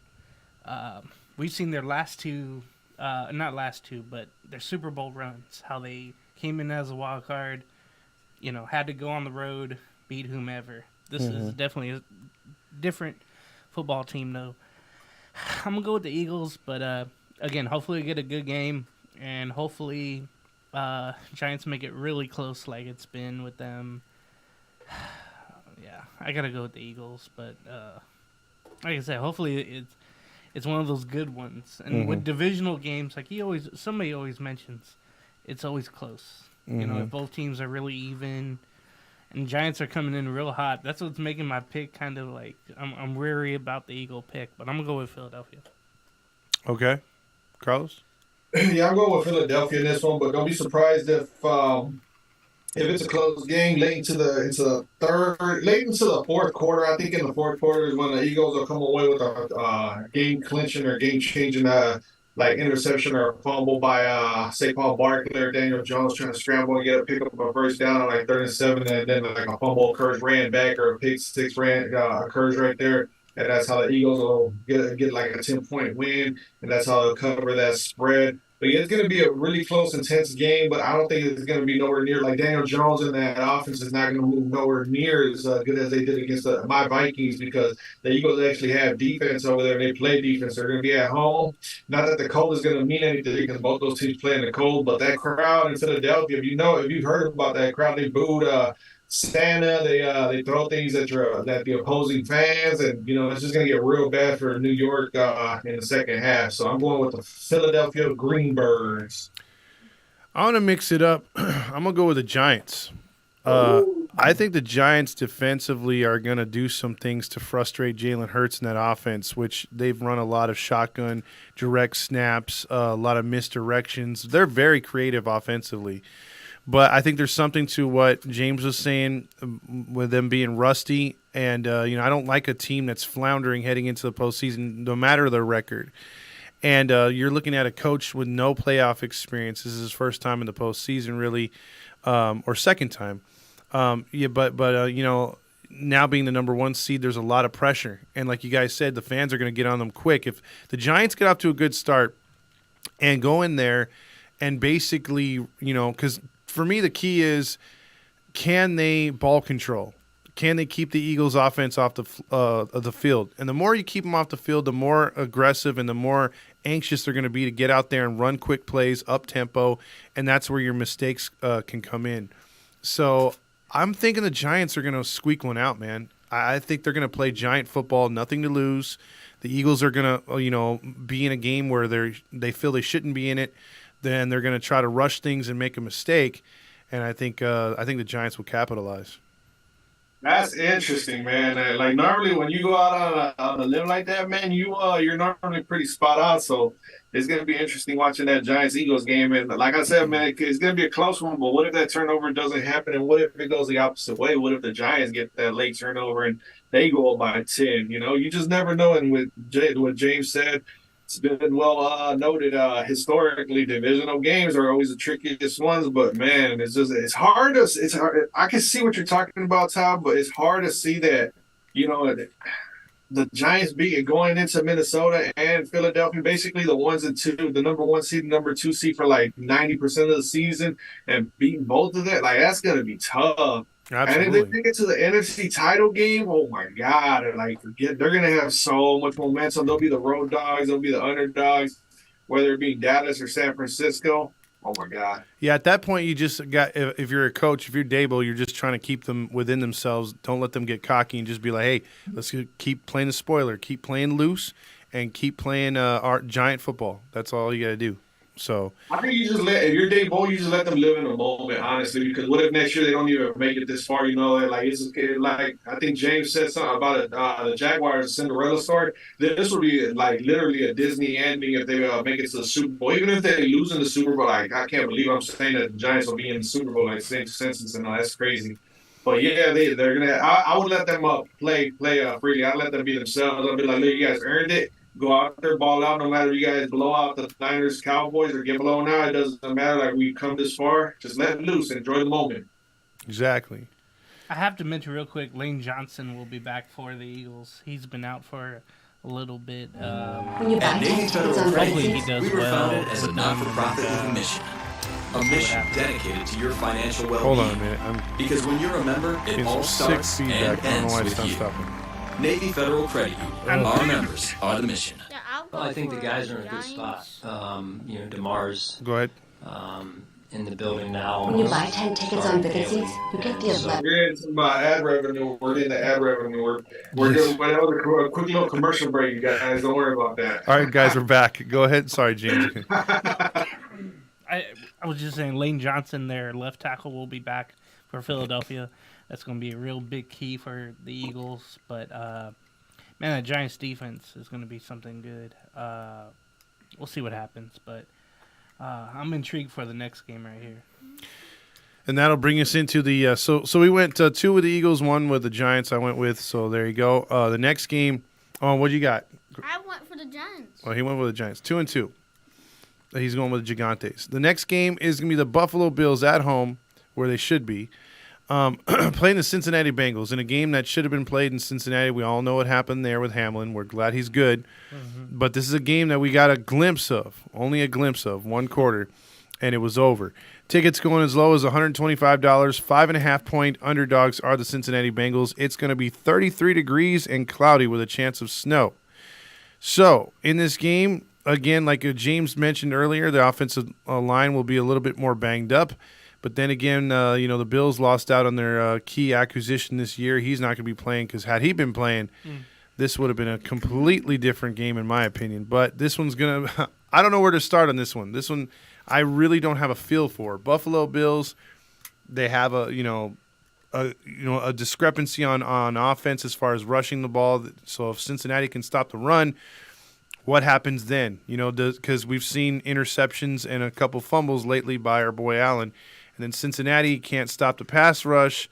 They're not running the ball very good, but we know they could throw. So these teams are kind of mirror of each other. What do you guys think, man? Fortnite. I think I thought James was going to go, but I thought I'll you take were – okay. Yeah, no, I saw you. I saw we were looking at each other. We were having a standoff right there. But what you call it? No, but every once in a while, every generation, there's a quarterback that comes to the scene, and it's that one guy like Tom Brady was for the last generation, Aaron Rodgers for I don't even know if you can throw him in there, but it was Joe Montana, then Troy Aikman, Steve Young, and so on and so forth. But we are witnessing the startup of a legendary career, a guy that brought Cincinnati into like Super Bowl contention after like 30 or however many years of not winning one playoff game or having many primetime games in their stadium or altogether. So I'm going with the guy that's going to change the sport as we know it. I'm going with the best quarterback in the NFL today. I'm going with Joe Burrow. I think that he's clean cut ahead of everybody else. If you look at what he went through his rookie season, he got injured. And then they go and get Jamar Chase. He's got his number 1 wide receiver, and it helps that they were LSU teammates. They won a national championship together, and now I think they might just be the Super Bowl favorites for me in my eyes. I don't know how you guys feel about the Cincinnati Bengals, but I'm riding high on the Cincinnati Bengals. I love that team from here on out. That's my Super Bowl pick, and I'm sticking with them. They're going to go into Buffalo, and they're going to put Buffalo out. They're going to ride on the Buffalo Bills are going to be riding on that lane of Damar Hamlin, but I don't think that's going to be good enough. I think Cincinnati's got too many stone cold killers over there on that side of the field, offense and defense. Give me the Bengals. I'm going to go opposite. I think I know this is going to sound so stupid. Both teams are beatable. But when you think about it, both teams have enough talent to get by. But you mentioned Von Miller is out. And then for the Bengals, Lionel Collins, some other injuries on the offensive line. Remember, they tried to keep Burrow upright. And I know they sacked him a lot last year and he got to the Super Bowl. But you can only allow that for so much. And the Bills still have dogs on the defense. So their secondary especially is really good. I'm going to go with Buffalo. I think the way that the Bengals played against the Ravens at home, again, beatable. And even though the Bills only won by 3 against Miami, it feels like it's going to be a real close affair. But this is gonna sound stupid too. But I think John Madden said this was like, "Hey, the team that has less turnovers will win." Mm-hmm. Basically, that's what I think. At least you're not saying what Boomer McFarland was saying. The team that scored equals points wins. I love that meme. I really wish that the Booger Mobile was still in existence. I love that thing. I liked him in the booth, honestly. What about a rolling wheelchair? Yeah, that's what I'm saying. Remember Allen threw picks last week. Mm-hmm. He can be deceptible, but he can also fumble. He's going to have to rely on Diggs. That Bengal defense is really good. But I think they pick on Eli Apple, the Bills' passing offense. I'm surprised he hasn't said anything. Remember last year, Eli Apple, I'm going to shut down everybody, and he got, ran up on. But I'm going to go with Buffalo. I think this is where the run ends for Cincinnati, just because of the lack of protection and experience on the offensive line. They got lucky last year, but it won't this year. Okay. I'm gonna look at it this way. I think the Bills are gonna win. It's so close, but I'm gonna have to go with the Bengals.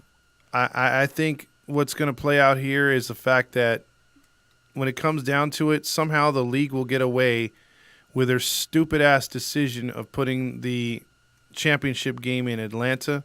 I don't think that's going to happen.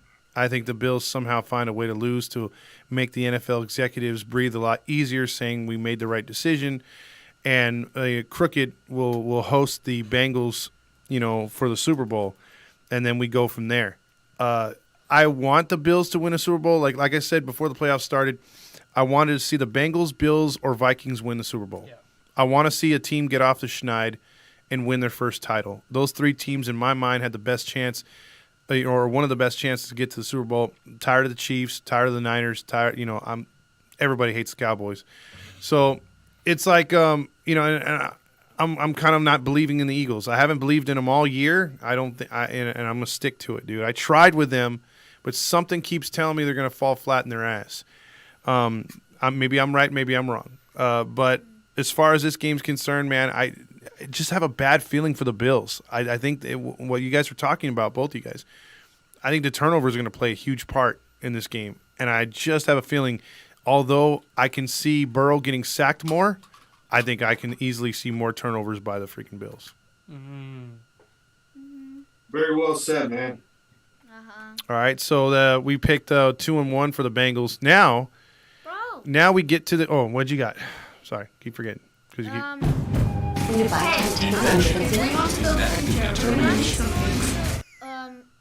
I do know they went to the Super Bowl. Yes. I don't know who they faced before they made the Super Bowl. Oh, before that they beat the Chiefs, and that's who is going to play. So, if the Chiefs do win against the Jets, I'm expecting at least the Bengals to actually beat the Buffalo Bills and to win against the Chiefs, and they go against 49ers against Bengals. Okay. Which should be an easy blowout, or it should be like a hard, difficult game. Fair enough. Yeah, it's going to be a good one, that's for sure. Yeah. Now we're going to get to a game that everyone wishes was the following week in the NFC Championship game, because that would go back to the old rivalry days. Niners hosting the Cowboys. Niners are the second seed, and the Cowboys now are in position to upset them potentially. But the Niners are 4-point favorites. There's stars on both sides of the ball for both teams, so this is going to be a crazy game. Tickets going as low as $406. However, that's it. The highest ticket I saw online today was $9,000. Oh God! Yeah, $9,000. The weather is 56 degrees, cloudy with a chance of rain. So the rain could play into this one. My biggest question to you: we know the stars and the Cowboys. We know Jerry Jones factor. We know the Dallas Cowboy factor, supposedly America's team. We know the Niners travel, although this is at home. We know how outrageous and how over the top their fans are. We know the stars that they have on their team, the Brock Purdy story, all that stuff can combine. The two coaches, McCarthy and Shanahan. It's stars up and down the goddamn rosters. The fans are going to be in this game. It's going to be huge. Which quarterback do you believe in more? Is it Dak or is it Purdy? Does Purdy finally fall on his face, or does Dak have one of those games where you're like, I saw that coming? Purdy. I think, man, okay. I believe in Purdy more just because of the system and the weapons around him. Dak has to do more. Because sometimes he doesn't show up. Especially, and I think he wants to avenge what happened last year in the wild card. And the decision he made to, go for a slide and the clock ran out. I always remember it. I was with you on that. I think he wants to avenge that in the biggest way. So I think more pressure's on Prescott because, and I say this all the time, I say the two hardest jobs in America is being the president of the United States and the starting quarterback of the Dallas Cowboys. Because you're on every commercial, you're on every show. Everybody's against you. Everybody's for you when you're doing good. Well, at least with the presidency, you could have dementia and still hold your job. But go ahead. It seems like that. But with Prescott, I think he wants to avenge this so bad, and he might ball out. But that defense is so good for San Francisco. And let me say this, by the way. Cowboys, you mentioned Brett Maher missed the 4 extra points Monday. God, where's his head at? He hit all first three to the right, and then he missed down the middle. Then he finally made one, and everybody went wild. The last 2 days in practice, he's been awful, from what I've heard. And Jerry Jones earlier in the week, and his special team coach Fossil, he was saying, "Well, we believe in Brett, and we're gonna put him out there. He's gonna do good during practice." And we're not going to sign anybody. Then came yesterday, and they went out and they went against their word, and they signed Tristan Vizcaino, not Luis Vizcaino, but Tristan Vizcaino. Okay. I looked him up. He was the Chargers kicker in preseason. Oh, that's not good if you're a Chargers kicker. Yeah, and he did horrible. So they brought him off the street. So both of them are competing. Oh, jeez. And really, you don't want any of them being the kicker right now. So if it comes down to that, and if his Maurer's confidence is shot in practice, he's going to be bad during the game. I'm not saying that's the end-all factor of how the Cowboys lose. Could play a huge factor, though. But, yeah, definitely. But I'm going to go with the 49ers. I think they have enough talent all around. You saw in the second half against Seattle what they can really do. It's up to the Dallas defense and how much Michael Parsons can get in on Purdy and make him escape out of the pocket and throw bad balls like he did in the first half of the Seahawks game. But it seems like San Francisco has the abundance of riches when it comes to all sides of the ball. So I got to go with San Francisco in this game. Okay. Yeah. What do you got, Carlos? Oh, man. It's tough. I've been waffling back and forth with this one, trying to see what side, like which team is better at like defense and offense. And, the 49ers are riding an 11-game win streak. How long is that going to go for? They've got a rookie quarterback. And from what I saw, if you take away the run game and the interior passing from Brock Purdy, if you take that away, like the crossers and all that, which is his money-making plays, basically extended check downs, then you got a shot at making that guy turn the ball over, which is what Seattle needed. Seattle had so many opportunities against the 49ers that really run away with that game in the first half. Those were some ugly passes by Brock Purdy. And if you know how Dallas's defense can really get after you when they force you into a pass formation like 3rd and 8 or whatever the case may be, then you're going to be in trouble because that front seven that Dallas has with Micah Parsons and all the other guys that they surround Micah Parsons with, they can get really bad and really ugly in a hurry. Now, if, the key is Dallas going to be able to hold Christian McCaffrey down. He hasn't been too explosive. He's been pretty good, but not explosive. but Dallas can handle that. And Dallas's offense has a great run game, and you can put Pollard and Ezekiel Elliott in and out of the lineup. And they've got wide receivers all throughout that field. They got tight ends. I'm going to go with Dallas in this one. I'm going to go with Dallas in this one because I feel like Brock Purdy's going to do it. I'm waiting for Brock Purdy to cough up a pick six or something like that. I was waiting for him to do it against the Seattle Seahawks. And I think that Kyle Shanahan was protecting him. If you notice in that game against the Seahawks, Shanahan went away from Brock Purdy's arm, and he started relying more on like these gimmick plays, these running with Christian McCaffrey, and they're running with Deebo Samuel. I think that the Cowboys got a defense to cover that 49ers offense, man. I'm going with the Cowboys. I want to piggyback on what you said. I think this game comes down to two things, and for me, and that is, can the Cowboys not? They can limit turnovers. If they turn the ball over more than once, they're in trouble. If the Niners, look, against the Seahawks, and we'll reference that one like you did too, the Seahawks defense was able to get sufficient pass rush against Purdy, and they put some pressure in his face to make those bad throws. And that's a terrible pass rush that the Seahawks have. So they didn't do anything spectacular, but they put enough pressure on Purdy to stop drives. I think Dallas's front seven is a lot better than the freaking Seahawks. They're much better at rushing the quarterback. They don't give up 3rd and 12s like the Seahawks, and they tackle better. And the Seahawks missed so many tackles in that game. In that 8-minute drive, they missed a key tackle that would have stopped the dude short, and they would have got the ball back with a lead.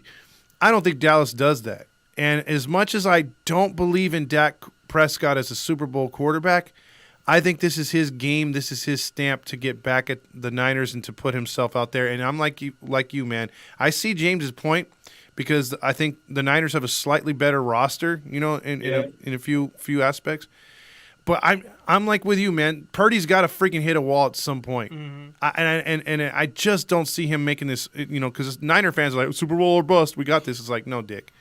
And I have a feeling that they're finally going to see him hit the wall in this one, dude. I really have an overwhelming feeling that for some reason, the first time in my life, outside of the Aikman Cowboy years, I'm giving the Cowboys the nod in this one.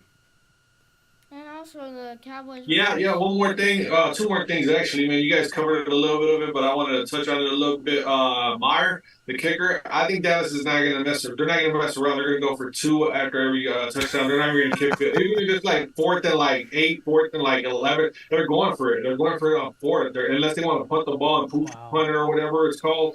If they want to do that, then they can do that. But they're not going to lose the season. They're not going to come this far and cough up and choke away another season without trying to at least get to the Super Bowl. They're going to go for 2. They're going to go for it on 4 downs.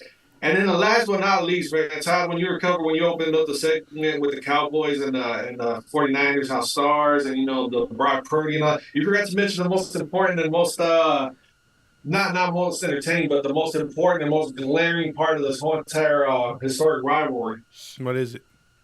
You got the 2 most annoying, arrogant fan bases in all of sports going to clash in San Francisco. This is by far. I'm looking forward to seeing how many fights break out in attendance in the stadium because, dude, if you look at it, these 2 fan bases on social media, I cannot stand either one of them, man. I tried looking past the 49ers because my older brother used to like the 49ers.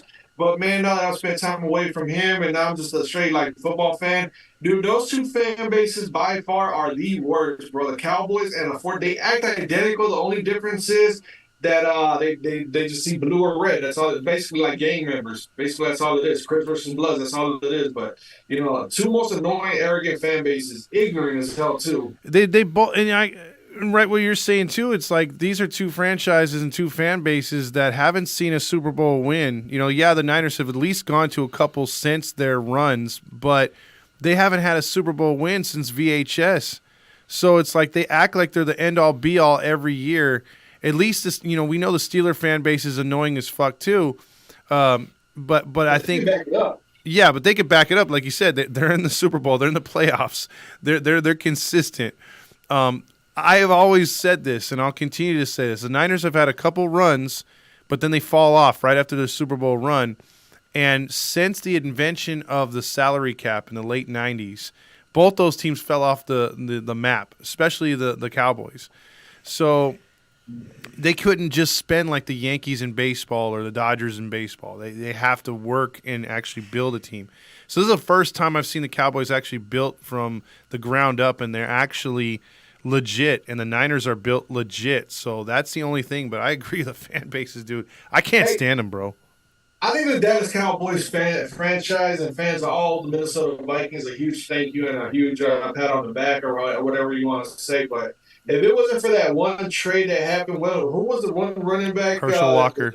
If it wasn't for that, then the dynasty of the Dallas Cowboys never happens, because that's how they got Michael Irvin or Troy Aikman, wasn't it? Like, I can't remember who they drafted. No, they had Troy Aikman, but they got Michael Irvin. They got Maryland. Russell Maryland, Emmitt Smith. They got like 4 or 5 Hall of Famers. Mm-hmm.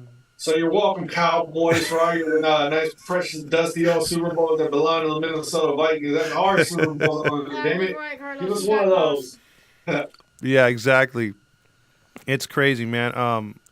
What were you going to say, James? I was just thinking, you know how they say, oh, you have drug addicts in your family? Mm-hmm. Well, you have Dallas and 49er fans in everybody's family. Like yours, mine. Mm-hmm. It's all over the place. It's funny you mentioned, Carlos, your older brother. My older brother is a big 49er fan, and I hate his guts because of that. Yeah, my oldest brother, he had I don't know if they're still talking now, but he was a Cowboy fan. So there was like Cowboys and 49ers. I grew up around it too. Like, you guys would always come over. Well, Todd, James, you weren't around, but but if you were, you would come around too. But it was like you could feel it, like the ride. This is historic, man. This is gonna be entertaining. I'm glad I'm not a fan of either one. I can just sit back and enjoy this game, just watch how much they hate each other. Micah Parsons came out and he says that where he's from, Harrisburg, I want to say, the bullies get bullied because they asked him about how he feels about the 49ers playing bully ball. And his response was, where I'm from, bullies get bullied. So he said, I love that, dude. I love doing all this. Oh, you know what? We're just going to let our action. No. Let them talk. Let them talk like Jair Alexander talk. I love these new trash talking defensive players. It's a great thing for the NFL. It's basically like Richard Sherman, Deion Sanders. It's like that. We need all that back. We need some trash talking in the sport. All this body personalities let's get rid of that, bro. Like, let's start hating some of these players for them being themselves. This sport needs that. I agree, and the NFL is one of the one sports that's never gotten rid of it. The NBA is all friendships. It's pretty stupid. The NFL is still. I mean, you go in there, they'll be like, hey, "Man, I hate this team." That's why I love the Seahawks and rivalry with the Niners. And look, this is one of the worst years. I could look back and you guys said, some nice things about them making the postseason, being above their heads and all this other stuff, making progress. But I'll still go back and say we lost 3 times to those assholes. It's like sort of like in baseball. I tell James all the time, if we sweep the Dodgers and lose 158 games, I'm good with that. I don't want to lose to the 49ers. I hate them. And the fact that we lost 3 games to them, it hurts. And I can't imagine with these teams playing each other so not often, the fan base is hating each other, the players hating each other. Dude, there's an extra bit of spice thrown on this one. Well, they played last year in the divisional round, didn't they? Or was it in the wild card? Yeah. So it's back-to-back years. What if the Niners take out the Cowboys again? Like, Cowboys fans, I think they would hate the Niners the most. It would just add more fuel to that historic rivalry. Well, look what happens, too. I don't know how they do it, but the Cowboy fans bend over when the Niners come to town. That Jerry's World turns into a Niner home game. It's amazing how that is. And I wouldn't get that with the Cowboys being good. Mm-hmm. Yeah, and it's crazy because both these teams, it's been such a long time since both these teams were good at the same time. Because I can remember back when they had Quincy Carter at quarterback, Cowboys, and they had a whole bunch of Terry Glenn at wide receiver and all of them. Jason Witten for a while, but they were still never a threat. Now they're starting to become a threat, and the 49ers for a while weren't that good, and now they're both really good. So it's really good to see these two teams battling off year after year in the playoffs. So, I mean, hey, I'm just enjoying the ride, man. I'm just a football fan. There you go. You have 49ers? Yeah. Yeah, he's got Niners right there. For one reason why. Your mom? No. Why? Papi is going for 49ers. I know this because he will go wherever my mom will go. Jorge is going to go against my mom. So am I. So, no matter what, if Jorge picks a team that he thinks is going to be the 49ers are always going to come back. because he picked Miami Dolphins to win against the 49ers. He picked Tom Brady to win against the 49ers. What happened? They both lost. We'll see. We'll see if Jorge's right or not. It's gonna be a fun week. All right. Man. Hey, one quick one for you, Walt. Did you see what I Show Speed said about Messi? Yes. He said that he was overrated. He said he was overrated. But who won the World Cup? Not Cristiano Ronaldo. He lost. That's true. I mean, Randy's got a point. We can't say we have 5 Super Bowls, but again, you could say stuff like the Yankees can say they have 27 World Championships, but what have you done for me lately? To me, I don't like it's nice as a franchise to look back and say, hey, we got these 5 trophies in our case, or hey, we got this and that. That's fine. That's your history. But what do those titles win for you? Like for me, look, I used to be a real bad Kobe hater, and so when people would be like, man, he got that massive contract, the last contract for the Lakers, I'm like, yeah. Based on what? He's an aging player. He's past his prime. He's got the Achilles issue. He's hurting the salary cap. He should have took a, it's not a popular opinion with him dead now, but just the fact that I said that he should have saved that money to keep the young guys around and teach the young guys and build the team within. I told my friends that were Laker fans, what do those titles get you this year? What do they buy you this year? You got to live in the now. And I think that's what Niner fans and Cowboy fans annoy other fan bases with, because even when they lose, it's we still got 5 Super Bowls. What does it do this year? You're fucking eliminated. Yeah, I can't stand them, but Yeah, I agree with that. Like, say, for instance, Carlos, you guys win a Super Bowl. Like, if the Vikings didn't get bumped off, right? Yeah, the Vikings did not get bumped off. Hold on. If you win that Super Bowl this year, and the Packer fan were to come to you and be like, hey, man, we got, 4 or 5 Super Bowls? Dude, they count Super Bowls from before football even started. They claim they got like 35 Super Bowls, man. Yeah, but what does it matter? You know what I'm saying? Like our Super Bowl's named after the Green Bay Packer. Okay, good for you. But did you win this year? Mm-hmm. We're the champions, not you. I mean, same with the division. You could be like, Packers made, if say for instance they made the playoffs but they got beat, it's like, well, we won the division. I mean, you have an upper hand on them in certain ways. To me, I've never bought into the whole title thing as much. Because again, what do those do for you this year? Nothing. Yeah, and I have people tell me about the Raiders and all that, how it's going to be 40 seasons next year. Mm-hmm. That last time they won a Super Bowl. And I always keep that in mind whenever somebody says, oh, we have 3 championships and Chargers have none or whatever. But what about lately? You think about the last 20, 30 years of the Raiders have been pretty bad. Mm-hmm. But I never go around saying, hey, we have 3, and somebody comes up, we have 5, and the Steeler fan comes up, we have 6, and then the Packer guy comes up, well, before all of you, we won NFL championships, so you have to count all that. And you get into these horrible arguments. I just hate it all.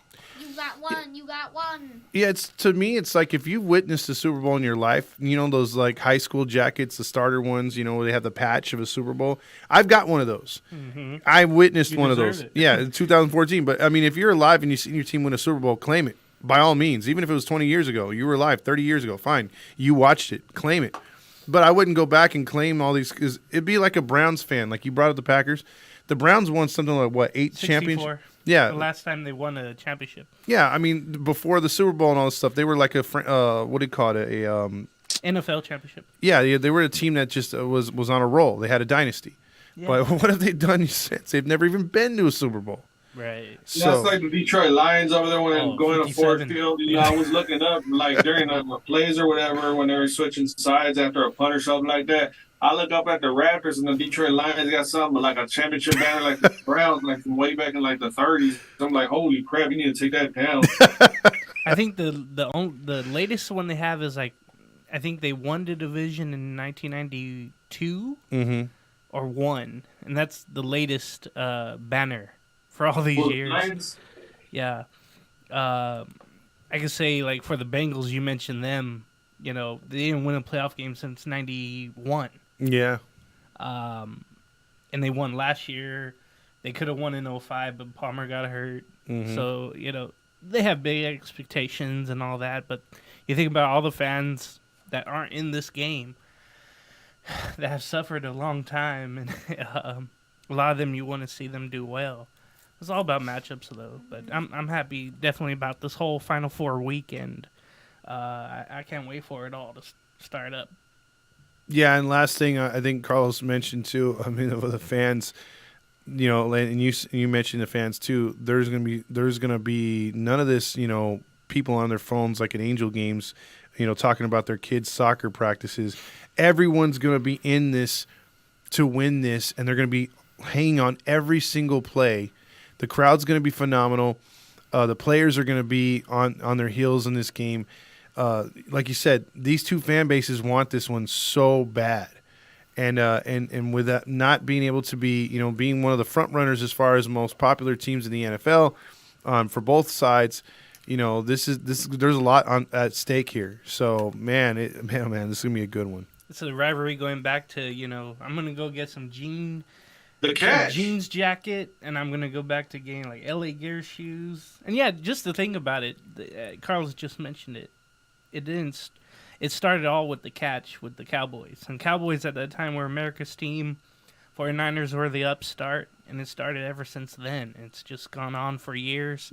And even when both were bad, this was still a marquee matchup just because of the last 40 years. And wasn't that Vince Scully's last game as an NFL broadcaster? I love that call with him, yeah. Nah. And then you look at in the 90s, in the late 90s when Terrell Owens was with the 49ers, when he scored a touchdown, he planted the ball on the star, then he did 2001.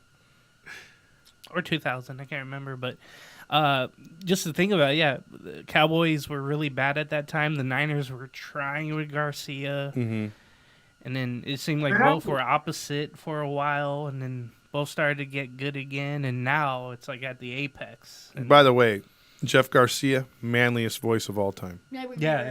Hey, but you gotta love Jeff Garcia, though. He called out Mina Kimes. He says, did you hear what he said about Mina Kimes, Jeff Garcia? No, what do you say? You gotta look it up, because I can't remember word for word, but she's, you know how we don't respect her because she's never stepped foot on a football field outside of being in high heels or whatever. He basically said that. He said it publicly, and he got absolutely smoked by ESPN. They got mad about that, but you gotta look it up. I don't know if you can look it up right now, but Jeff Garcia shoots down Mina Kimes. I don't know how you would Google search her, but yeah, he took a lot of heat for that. But yeah, Mina Kimes had it coming, man. A lot of people see it that way.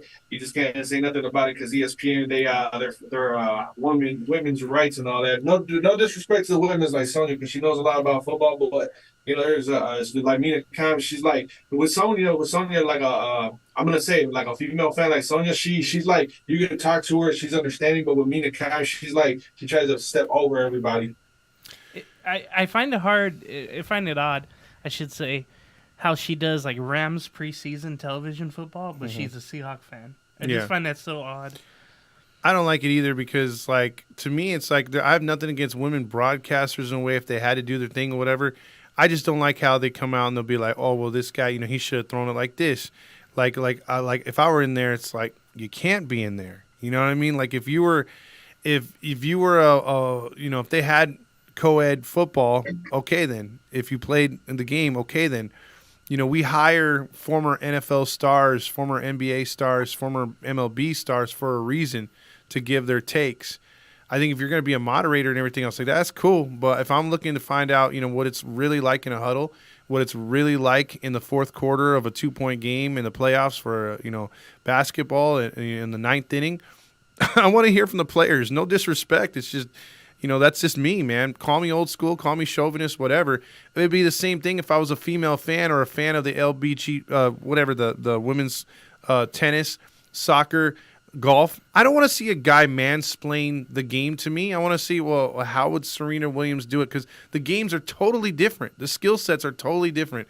I'd rather hear from a female fan in their perspective or a female former player in their game. You know what I'm saying? Like I'm not saying women can't be a part of the men's sport. It's just like if you're going to go to an analyst, give me someone who's played the game.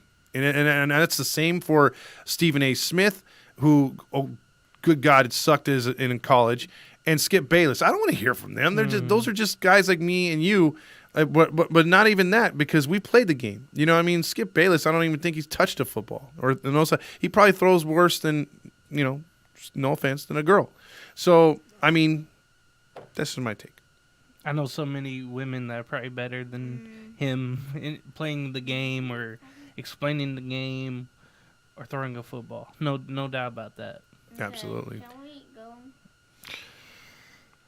The DJ is saying that his time is up. We've paid for his, $300 an hour as he's been spending on the ones and twos in the background. Carlos, you got anything last for the week here? No, man. Just hopefully all these games are real close and competitive, and there's no blowouts, and hopefully everybody has a good time watching the games and come back to us next week. And James, it was an honor working with you on this episode. Likewise, always good to talk to you, and of course I'll be watching the show from work next week, and enjoying every moment like I always do. So thank you for having me on, Todd. Awesome. James in the is always studio good. today, or tonight I should say, and take care, everyone. And we, always enjoy being us around. Well, I'm not physically around him, but right here with the president, Walt. the president. Make sure to like and subscribe, please. We really want to get that ad revenue. Yeah, there you go. We're ways away from that, but Money side. Look at him. we'll get this ship on the road, and then hey, we might be doing some watch parties, so keep in mind for that for this weekend for the playoff games. Okay. So definitely. there you go. And also, if you like and subscribe, we will get you in Jersey. There you go. That might be for next year. But for Todd Fox, the Big Game James, and Carlos, a.k.a.